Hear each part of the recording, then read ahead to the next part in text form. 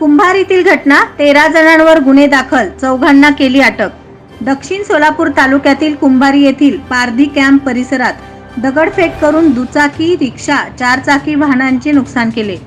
याच वेळी 30 ते 40 घरांच्या काचा, खिडक्यांची तोडफोड करून मोठे नुकसान केले। या घटनेत 8 महिला जखमी झाल्याची घटना बुधवार 31 जानेवारी 2024 रोजी घडली। या प्रकरणी वळसंग पोलिसात 13 जणांविरुद्ध गुन्हा दाखल करण्यात आला आहे। चौघांना पोलिसांनी अटक केली असून दरम्यान पीडितेच्या घरातील महिलेने फिर्याद दिली आहे।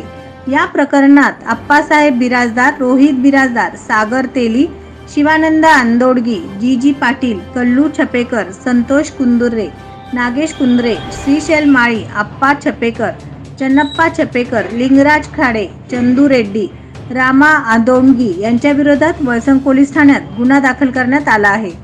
याबाबत पोलिसांनी सांगितले की फिर्यादी या घरात स्वयंपाक करत असताना शेजारी राहत असलेल्या महिलेचा आरडाओरडाचा आवाज आला। यावेळी त्या महिलेस व तिच्या 2 मुलीस मारहाण करून छेड काढताना फिर्यादीने पाहिले। फिर्यादी हे भांडण सोडविताना दगडाने मारहाण करून जखमी केले। याच वेळी रोहित व अप्पासाहेब बिराजदार यांनी जातीवाचक शिवीगाळ करून मारहाण केली। या मारहाणीत 8 महिला जखमी झाल्या आहेत। या प्रकरणी भादवी 354 बाललैंगिक छळ तसेच ॲट्रॉसिटीचा गुन्हा वळसंग पोलीस ठाण्यात दाखल करण्यात आला आहे। पुढील तपास सहाय्यक पोलीस उपनिरीक्षक अनिल सनगल्ले हे करत आहेत।